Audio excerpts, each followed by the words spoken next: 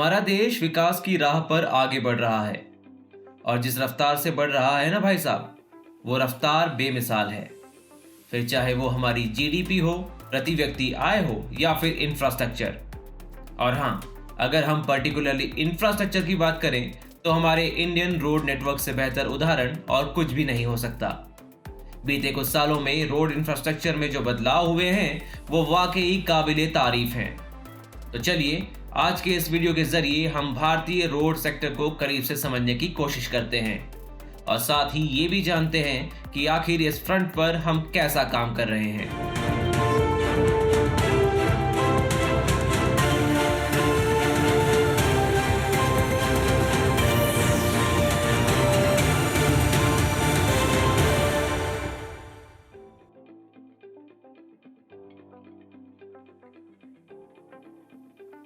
आप में से शायद कुछ ही लोगों को यह पता हो कि भारत का रोड नेटवर्क दुनिया का दूसरा सबसे बड़ा रोड नेटवर्क है। भारतीय सड़कों का जाल करीब 62 लाख किलोमीटर तक फैला हुआ है। आप ये जानकर भी हैरान रह जाएंगे कि देश का 90% पैसेंजर ट्रैफिक सड़कों के जरिए ही कम्यूट करता है। अब आप खुद ही इस बात का अंदाजा लगा सकते हैं कि यह नेटवर्क कितना विशाल है। आंकड़ों की बात करें तो केंद्रीय सड़क परिवहन और राजमार्ग मंत्रालय द्वारा जारी की गई वर्ष 2020 और 21 की एनुअल रिपोर्ट बताती है कि भारतीय रोड नेटवर्क में 1,36,440 kilometre national highway, 1,76,818 kilometre state highway और करीब 59,02,539 किलोमीटर लंबी अन्य सड़कें शामिल है। ये सड़कें मिलकर पूरे देश में ट्रांसपोर्ट और लॉजिस्टिक्स गतिविधियों को स्मूथ मूवमेंट सुनिश्चित करती है। अब एक नज़र भारत में पाई जाने वाली अलग अलग सड़कों पर भी डाल लेते हैं। नेशनल हाईवे के अलावा स्टेट हाईवे, डिस्ट्रिक्ट रोड्स और ग्रामीण सड़कें भारतीय रोड नेटवर्क का हिस्सा हैं। इनके अलावा शहरी सड़कें और प्रोजेक्ट रोड्स भी इस नेटवर्क को मजबूत बनाते हैं। यहाँ बताना जरूरी है कि इन सड़कों में 70% से भी ज्यादा हिस्सा ग्रामीण सड़कों का है।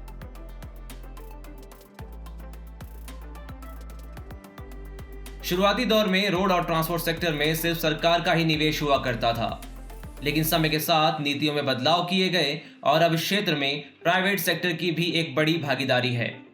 आज देश में हम सड़कों का जो विशाल नेटवर्क देख रहे हैं, उनमें प्राइवेट सेक्टर की भूमिका काफी अहम है। आपकी जानकारी के लिए बता दें कि इस क्षेत्र में बीते कुछ सालों में निवेश भी कई गुना बढ़ चुका है। एक रिपोर्ट के मुताबिक सरकार ने नेशनल इंफ्रास्ट्रक्चर पाइपलाइन के तहत सड़क निर्माण के लिए करीब 111 लाख करोड़ रुपए आवंटित किए हैं। वर्ष 2019 से 25 के बीच इस सड़क निर्माण से जुड़े कार्यों पर इस राशि का इस्तेमाल किया जाएगा। वहीं जानकारों का यह भी मानना है कि इस दौरान भारत का रोड सेक्टर सालाना आधार पर करीब 18% की दर से बढ़ सकता है।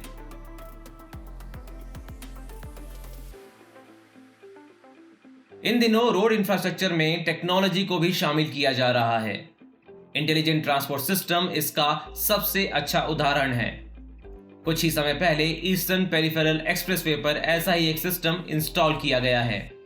जानकारों का मानना है कि इससे ट्रैफिक प्रॉब्लम्स में कमी आएगी, ट्रैवल टाइम कम होगा और यात्री सुरक्षित तरीके से यात्रा कर सकेंगे। ये इंटेलिजेंट सिस्टम एक्सीडेंट्स को तुरंत डिटेक्ट कर लेगा और अलर्ट जारी करेगा, जिससे 15 मिनट के अंदर एम्बुलेंस एक्सीडेंट स्पॉट पर पहुंच जाएगी। इसके अलावा सरकार जीपीएस और जीएसएम आधारित कई अन्य तकनीकों को भी शामिल करने पर जोर दे रही है। इनमें vehicle tracking system, computerised reservation, intermodal fair integration, passenger information system जैसी लेटेस्ट टेक्नोलॉजी शामिल है।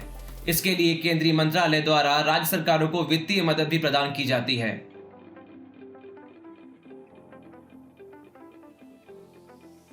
देश में सड़क निर्माण की गुणवत्ता को बेहतर बनाने के लिए सरकार कॉन्ट्रैक्टर्स और एजेंसियों को अलग अलग तरह से प्रोत्साहित कर रही है।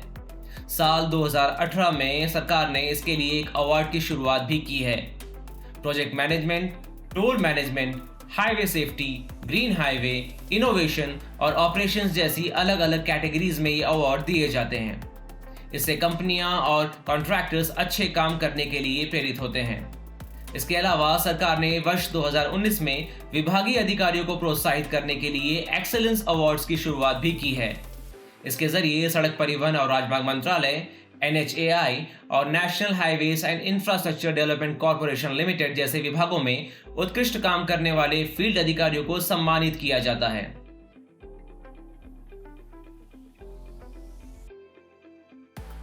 हम सभी ये बात जानते हैं कि वेस्ट डिस्पोजल हमारे देश की सबसे बड़ी समस्याओं में से एक है।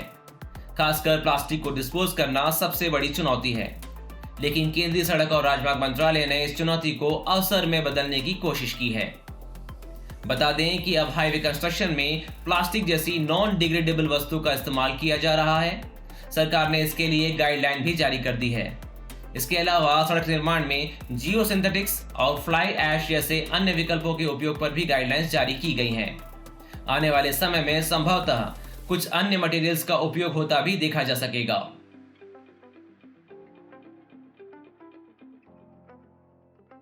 यहां बताना जरूरी है कि सड़क निर्माण में तेजी के साथ साथ उसकी गुणवत्ता और मानकों का ख्याल रखना भी जरूरी है और इस काम में इंडियन रोड कांग्रेस यानी कि IRC एक महत्वपूर्ण भूमिका में है।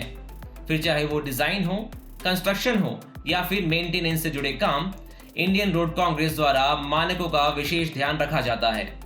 समय समय पर सड़कों और ब्रिज इंजीनियरिंग से जुड़े मानकों, गाइडलाइंस और मैनुअल्स को रिवाइज किया जाता है। जरूरत पड़ने पर नई गाइडलाइंस तैयार भी की जाती है। इस तरह से रोड इंफ्रास्ट्रक्चर को मजबूती मिल पाती है।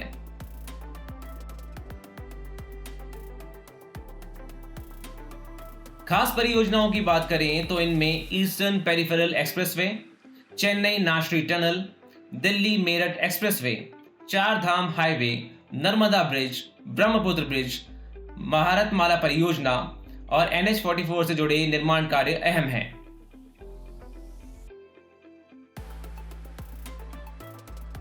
इस बात को कोई नहीं नकार सकता है कि भारतीय अर्थव्यवस्था की मजबूती के लिए रोड इंफ्रास्ट्रक्चर काफी अहम है।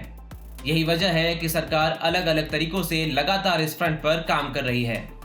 समय के साथ नीतियों में भी बदलाव किए जा रहे हैं ताकि इस क्षेत्र में निवेश को बढ़ावा दिया जा सके। एक रिपोर्ट के मुताबिक साल 2022 के अंत तक सरकार ने करीब 2 लाख किलोमीटर नेशनल हाईवे बनाने का लक्ष्य रखा है। वहीं national highway authority of India जैसी एजेंसियां भी लगातार सक्रिय हैं। जानकारों का मानना है कि अगले 5 सालों में NHAI टोल तथा अन्य माध्यमों के जरिए सालाना आधार पर करीब 1 लाख करोड़ रुपए जनरेट कर सकती है ना दिलचस्प? तो ये था इंडियन रोड नेटवर्क पर हमारा खास वीडियो। हमें उम्मीद है कि आपको ये वीडियो पसंद आया होगा। अगर आपको हमारा वीडियो पसंद आया हो तो इसे लाइक, शेयर और सब्सक्राइब करना ना भूलें। जल्द ही मिलेंगे हमारे अगले वीडियो में। तब तक के लिए अलविदा।